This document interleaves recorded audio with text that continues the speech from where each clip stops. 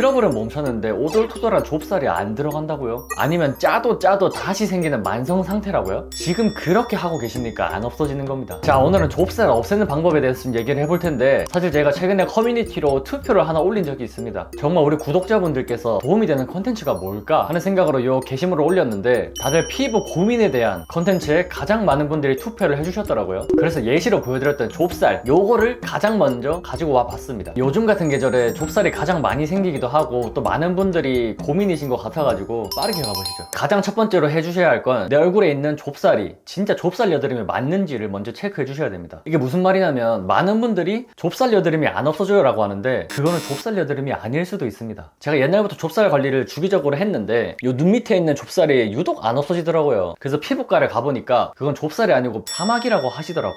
그래서 피부과 가가지고 이제 얼굴 전체적으로 사막이를 한번 싹 뺐더니 그때서야 이제 피부가 완전히 말끔해졌습니다. 그래서 관리로 사라진 것들이 다 좁쌀이었고 나머지는 싹 다 이제 사막이었던 거지. 요 두 개는 관리 방법 자체가 다르기 때문에 잘못 관리하면 오히려 더 퍼질 수 있으니까 좁쌀인지 아니면 사막인지를 먼저 구분하시는 게 가장 첫 번째가 될 것 같습니다. 우선 좁쌀 여드름이 뭔지에 대해서 간단하게 설명을 드리자면, 피지가 안에 갇혀가지고 못 나오는 상태라고 보시면 돼요. 그래서 밝은 조명 밑에서 딱 내 피부를 보시면 하얀색이나 옅은 피부색처럼 보입니다. 주로 넓은 면적 부위에 생겨요. 좁쌀 여드름은 집에서도 충분히 좋아질 수 있는 영역입니다. 그럼 다음으로는 평팡사마귀는 뭐냐? 이거는 좁쌀 여드름처럼 하얀색을 띠기보다는 내 피부색이랑 거의 가깝거나 아니면 조금 더 어두운 겁니다. 그리고 중요한 점은 사마귀는 한 위치에 모여서 생깁니다. 특히 요 관자놀이나 아니면 요 이마 쪽에 주로 생기거든요. 한두 개가 아니라 여러 개가 막 있다? 그러면 좁쌀이 아니고 사마귀일 가능성이 굉장히 높습니다. 얘는 집에서 관리를 할 수도 없고 화장품으로도 안 없어지는 그런 녀석입니다, 이게. 그래서 이거를 피부과 가서 없애고 난 다음에 안 생기게는 돼도 이미 생긴 사마귀는 없어지지가 않는 거지. 그래서 요거를 좁쌀로 착각하고 억지로 막 짜내려고 하는데, 그러면 오히려 더 퍼져요. 나쁜 놈이죠, 아주. 그래서 보통 좁쌀 관리를 할 때 가장 먼저 해주는 관리가 바로 각질 관리입니다. 근데 각질 관리를 한다는 건 표피를 넓게 긁어내는 거예요. 전체적으로 한 개 난 걸 없애려고 문질렀는데 주변에 있는 바이러스까지 다 이제 전체적으로 퍼진다는 거지. 그래서 정리를 해드리자면, 집에서 일단 먼저 자가 진단을 해보시고 이게 좁쌀이다 하시는 분들은 제가 이제 뒤에 말씀드릴 방법대로 차근차근 하시면 되고, 만약에 이게 편팡사막이다 하시는 분들은 지금 당장 피부과로 그냥 가세요. 그게 가장 빠른 선택입니다. 피부과 가서 사마귀를 먼저 제거한 다음에 뒤에 말씀드리는 좁쌀 관리를 해주시면 됩니다. 그렇다면 좁쌀은 왜 생기는 걸까? 좁쌀은 각질에 모공이 막혀가지고 피지가 이제 배출이 못 되는 상태라고 보시면 됩니다. 아, 그럼 각질 제거만 해주면 되는 거였네. 그렇게만 되는 거였다면 그 영상을 만들질 않았겠죠. 물론 일시적으로 각질이 이제 늘어났을 때는 각질 관리만 간단히 해줘도 충분히 가능한데, 만성으로 계속 생기거나 엄청 자주 생긴다 하시는 분들은 각질 관리만으로는 해결이 안 돼요. 다들 공감하시죠? 각질 제거를 잘 안 해서 또는 뭐 피지가 많아서 라기보다는 실제로는 이게 더 커요. 과한 세안을 한다거나 장벽이 손상됐다, 또는 속건조가 너무 심하다, pH가 붕괴됐다, 마지막으로는 너무 잦은 각질 케어. 요 5가지 중에 하나라도 해당되시는 분들은 영상 끝까지 보시는 걸 추천드리겠습니다. 만약에 요 5개를 하고 있다 그러면 얼굴에 있는 각질은 그렇게 생각을 해요. 아, 지금 떨어지면 위험하겠다. 그래서 각질을 붙잡아 두게 되는 방어성 각질 정체가 되는 거죠. 자, 그렇다면 이제 현실적으로 좁쌀 관리 방법에 대해서 뭐가 있냐? 좁쌀 관리는 각질을 이제 떼자가 아니라 각질이 떨어질 수 있는 환경을 만들자가 가장 중요해요. 그럼 방법이 뭐가 있냐면, 첫 번째는 약산성 세안제를 쓰는 겁니다. 세안제를 쓸 때 확인해야 될 기준은 딱 하나예요. 씻고 나서 당김이 있는가 없는가. 보통 피지나 유분이 많이 생겨가지고 좁쌀 여드름이 생긴다고 생각을 해서 엄청 세정력이 강한 그런 세안제를 대부분 쓰실 텐데, 그거는 절대 안 됩니다. 요때는 무조건 순항 약산성 클렌저로 써주셔야 돼요. 세정력이 강한 클렌저를 써주시면 씻고 나면 이제 피부가 수분뿐만이 아니라 유분까지 싹 다 가져가 버려가지고 피부가 되게 당기고 막 그렇거든요. 그렇게 되면 우리 피부는 각질을 떨어뜨리는 게 아니고 오히려 더 붙잡아 놓을 확률이 큽니다. 그렇기 때문에 약알칼리를 매주 사용하시는 것보다는 순한 약산성 클렌징을 매일매일 써주는 게 좋습니다. 두 번째는 주 1회 순한 필링을 해주시는 겁니다. 좁쌀이 있다고 해가지고 주에 약 3, 4회씩 필링제를 써주신다? 그거는 진짜 안 됩니다. 오히려 자주 사용하게 되면 장벽이 손상이 되는 것 뿐만이 아니라 아까도 말했듯이 각질이 떨어지는 게 아니라 오히려 더 붙잡아 두려고 애를 써요. 그러면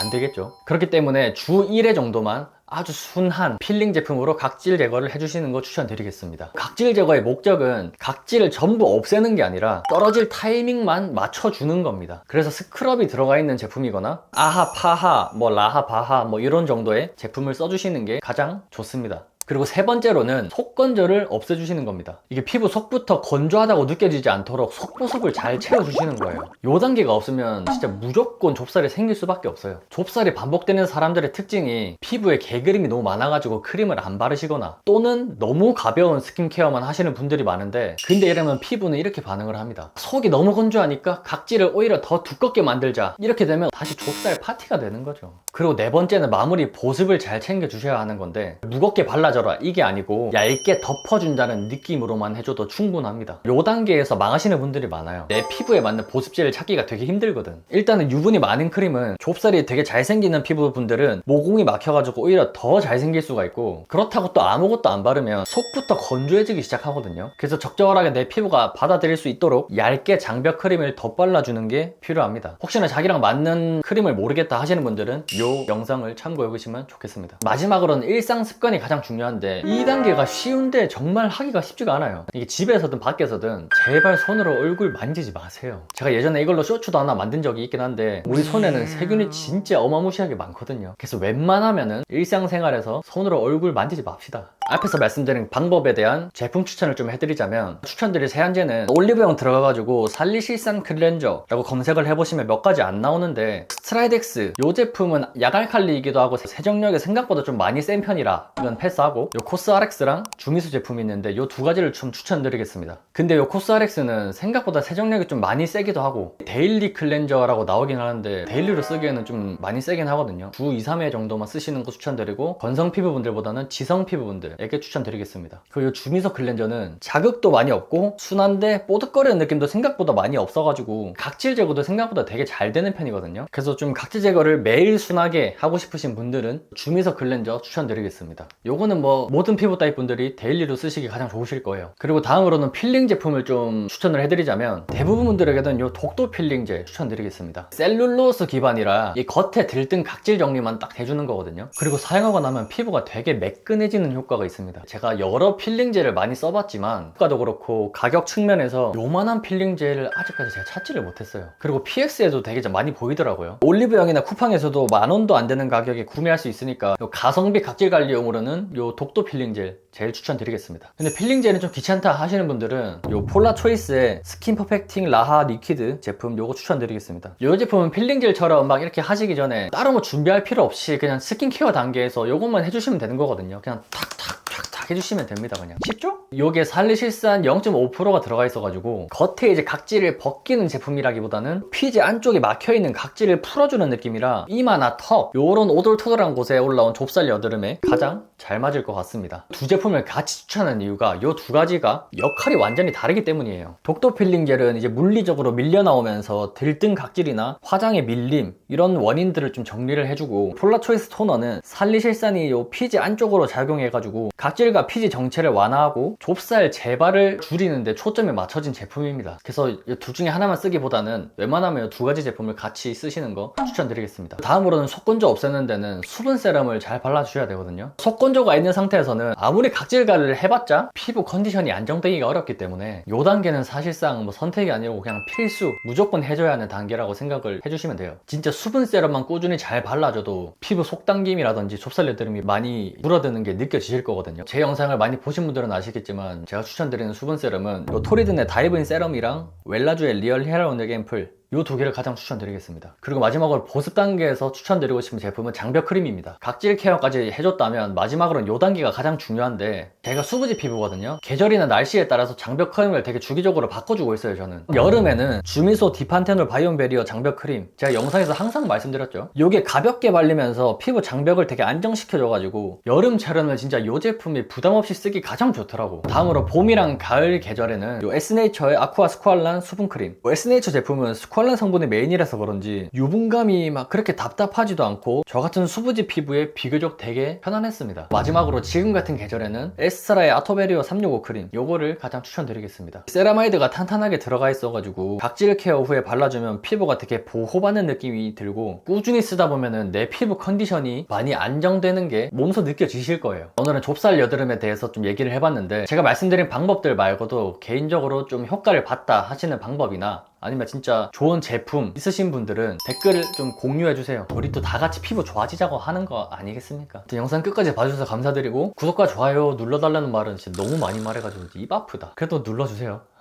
설날 새해 복 많이 받으시고 저는 다음 영상에 뵙도록 하겠습니다. 감사합니다.